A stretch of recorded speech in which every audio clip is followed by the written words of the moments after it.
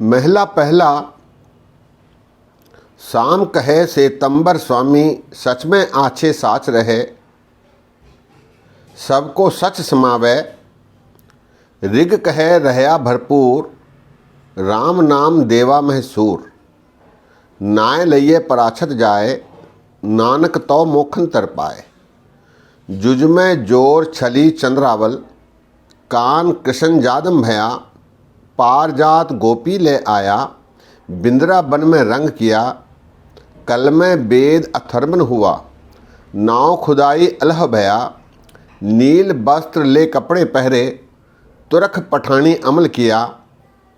चारे वेद होए सचियार, पढ़े गुने तिन चार विचार। भव भक्ति कर नीच सदाए, तो नानक मोखन तर पाए। भव भक्ति कर नीच सदाए, तो नानक मोखन तर पाए। सत्कारयोग सत्संगियो, वाह गुरु जी का खालसा, वाह गुरु जी की फतेह। कल हमने गुरु नानक देव जी महाराज जी के एक श्लोक पर विचार किया था, जिसमें युगों का विवरण था। आज जो वेद, चार वेद हुए हैं, उनका समय से कैसा संबंध रहा, इस पर महाराज ने विचार दिए हैं। महाराज कहते हैं, शाम कहे सेतंबर स्वामी, सच में आछे साच रहे। सामवेद। सामवेद कहता है कि उस युग में परमात्मा स्वच्छ, साफ और सफ़ेद थे, निर्मल थे। कर्मकांड की कोई जगह नहीं थी और केवल उपासना होती थी। शाम कहे सेतंबर, सेतंबर था सफ़ेद। सेतंबर स्वामी, सच में आछे सच रहे। सच में सब व्याप्त थे और सब में सच परमात्मा व्याप्त थे। शाम कहे सेतंबर स्वामी, सच में आछे साच रहे। ऋग कहे रहया भरपूर, राम नाम देवा महसूर। ऋग्वेद में राम को प्रधानता मिली। ऋग्वेद कहते हैं कि सब कुछ भरपूर था। ऋग कहे रहया भरपूर, और सभी देवताओं में राम सबसे सर्वश्रेष्ठ है, ऐसा कहा गया है। ऋग कहे रहया भरपूर, राम नाम देवा महसूर। नाय लये पराछत जाए, नानक तो मोखन तर पाए। परमात्मा का नाम लेने से सारे पाप नष्ट हो जाते हैं, छट जाते हैं।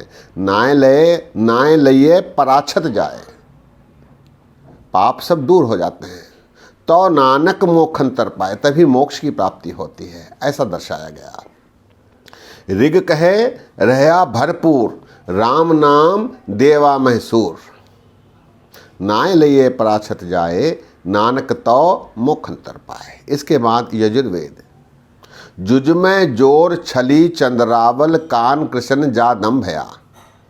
पार जात गोपी ले आया, बिंद्रा बन में रंग किया।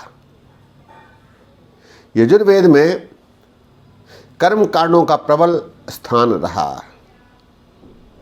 कृष्ण का आगमन, कृष्ण ने चंद्रावल को छल के पार जात लाकर गोपी को दिया, इसका विवरण। वृंदावन में रास लीला आदि की, परमात्मा को स्वरूप बनाते हुए इस प्रकार की लीलाएं, कर्म कांड किए गए। जुज में जोर छली चंद्रावल, कान कृष्ण, कान अर्थात काले श्याम। कान कृष्ण जादम भया, जानम अर्थात यादव। पारजात, पारजात एक वृक्ष होता है। गोपी ले आया, गोपी के लिए, सत्यभामा के लिए ले आए। पारजात गोपी ले आया, बिंद्रा बन में रंग किया। वृंदावन में रासलीला आदि की। पारजात गोपी ले आया, बिंद्रा बन में रंग किया। इसके बाद अंतिम, कल में वेद अथर्वन हुआ, नाव खुदाई अलह भया। अथर्ववेद, कलयुग में अथर्ववेद सबसे अंतिम वेद, जिसमें यह दर्शाया गया कि मुसलमानों का आविर्भाव हुआ। नीले वस्त्र पहनकर उन्होंने राज किया, तुर्क पठान आदि ने राज किया। कल में वेद अथर्वन हुआ, नाव खुदाई अलह भया। उसका नाम खुदा अल्लाह के नाम से जाना गया। नाव खुदाई अलह भया, नील वस्त्र ले कपड़े पहरे, तुर्क पठानी अमल किया। उन्होंने राज किया। कल में वेद अथर्वन हुआ, नाव खुदाई अलह भया, नील वस्त्र ले कपड़े पहरे, तुर्क पठानी अमल किया। महाराज कहते हैं, चारे वेद होए सच यार, पढ़े गुनह तिन चार विचार। यहाँ महाराज कहते हैं कि चारों वेदों में अच्छी बातें थीं, ज्ञान की बातें थीं। इनका सदुपयोग करते हुए जिन्होंने अपने जीवन में आचरण किया वही सफल रहे। चारे वेद होए सचियार, पढ़े गुनह तिन चार विचार। चारे वेद होए सचियार, पढ़े गुनह तिन चार विचार। गीता में भी ये दर्शाया गया है कि वेदों को पढ़कर उससे ज्ञान प्राप्त कर जीवन बनाया जाना चाहिए, तभी जीवन बन सकता है। पढ़े गुनह तिन चार विचार। इसके बाद अंतिम पंक्तियों में महाराज कहते हैं, भाव भक्ति कर नीच सदाए, तो नानक मोखन तर पाए। महाराज कहते हैं कि इनसे भी और बेहतर तरीका है भाव भक्ति कर नीच सदाए। परमात्मा के आज्ञा में रहते हुए, उससे डरते हुए, भक्ति करते हुए, अपने आप को नीवा दर्शाते हुए, नीवा रखते हुए, स्वभाव को नीवा बनाते हुए मोक्ष की प्राप्ति हो सकती है। भाव भक्ति कर नीच सदाए, नीच सदाए अर्थात नीवा होने का। तो नानक मोखन तर पाए, तभी मोक्ष की प्राप्ति हो सकती है, परम गति हो सकती है। जो जल में जलाए खटाना, त्यों ज्योति संग ज्योत समाना, मिट गए गवन पाए विश्राम, नानक प्रभु कै सद कुर्बान। सत्संगियों, महाराज ने चारों युगों की और चारों वेदों की बारे संकेत के रूप में दर्शन कराए हैं, और इनका सार ये कहता है कि ये वेद आदि ज्ञान की बातें कहते हैं, लेकिन उनमें से सार को ग्रहण कर जीवन के स्वभाव में प्रयोग में लाते हुए अपने जीवन को प्रेमा भक्ति के माध्यम से भाव भक्ति कर नीच सदाए, परमात्मा का डर हो और अपने आप को नीवा रख कर मोक्ष की प्राप्ति हो सकती है। तो नानक मोखन तर पाए। श्लोक एक बार फिर। साम कहे से तंबर स्वामी, सच में आछे साच रहे, ऋग कहे रहा भरपूर, राम नाम देवा में सोर, नाव लइये पराछत जाए, नानक तो मोखन तर पाए। जुज में जोर छली चंद्रावल, कान कृष्ण जादम भया, पार जात गोपी ले आया, बिंद्रा बन में रंग किया, कल में वेद अथर्वन हुआ, नाव खुदाई अलह भया, नील वस्त्र ले कपड़े पहरे, तुरक पठानी अमल किया। चारे वेद होए सचियार, पढ़े गुनह तिन चार विचार, भाव भक्ति करनी सदाए, तो नानक मोखन तर पाए।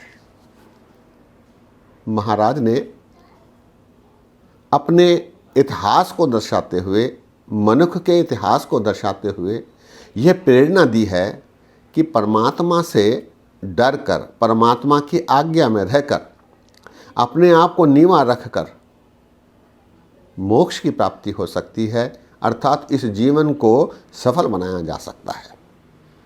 सत्संगियों, समय इजाज़त नहीं देता, वरना वेदों के बारे और युगों के बारे विस्तार से चर्चा करने की आवश्यकता रहती है। चूँकि समय सभी के पास कम है, इसलिए संक्षिप्त में ही इसका विवरण दिया जा सकता है।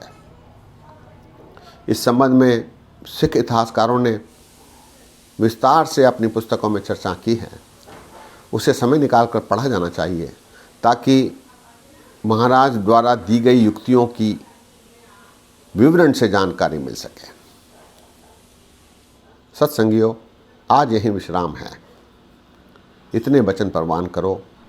इसके बाद जो पौड़ी आई है, इस पौड़ी में महाराज ने गुरु की विशेषता दर्शाते हुए गुरु की शरण में जाकर अपने जीवन को सफल बनाने की सलाह दी है।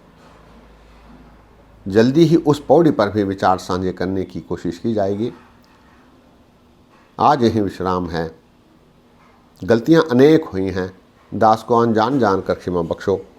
फतेह सांझी करो। वाह गुरु जी का खालसा, वाह गुरु जी की फतेह।